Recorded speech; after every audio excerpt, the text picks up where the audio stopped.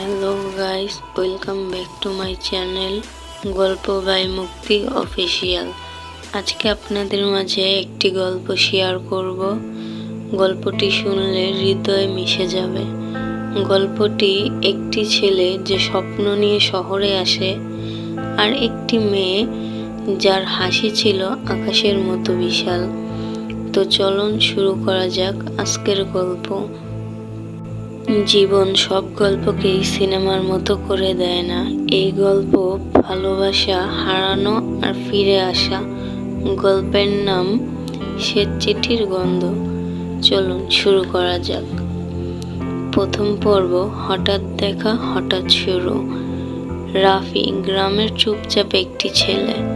শহরে এসে কলেজে ভর্তি হলো। নতুন শহর, নতুন মুখ, আর নতুন এক মেয়ের সাথে পরিচয় হলো।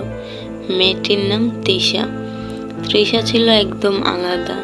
তৃষা ছিল হাসি খুশি আর শহরে ধনী পরিবারের একটি মেয়ে, যে কিনা ছিল একেবারেই উল্টো স্বভাবের। দুজনে একই কলেজে একই ক্লাসে পড়তো। দুজনের মাঝে বন্ধুত্ব হয়। একদিন লাইব্রেরিতে বইয়ের ফাঁকে রাফি পায় একটি কাগজ।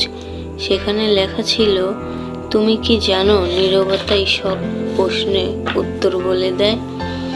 সেই দিন থেকে চায়ের দোকান, ব্যস্ত রাস্তা, কলেজের মাঠ আর বিকেলের রোদ জমে ওঠে তাদের গল্প। কিন্তু প্রেম দুজনেই বলার সাহস পায় না। একে অপরের চোখে চোখ রেখেও বলতে পারে না। কোথায় যেন হারিয়ে যায় অজান্তেই। এভাবেই কেটে যায় অনেক দিন, কিন্তু একে অপরকে আর বলা হয় না। তো আজকের গল্পটা এই পর্যন্তই ছিল। পর্ব 1। পর্ব 2 আরও ইন্টারেস্টিং পর্ব হতে চলেছে। পর্ব 2 দেখার জন্য চ্যানেলটি সাবস্ক্রাইব করে পাশে থাকুন। তো আজকের মতো এখানেই শেষ। সবাই ভালো থাকবেন, সুস্থ থাকবেন। বিদায় নিচ্ছি। আল্লাহ হাফেজ। ভিডিওটি ভালো লাগলে অবশ্যই একটা লাইক, কমেন্ট, শেয়ার করে রাখবেন।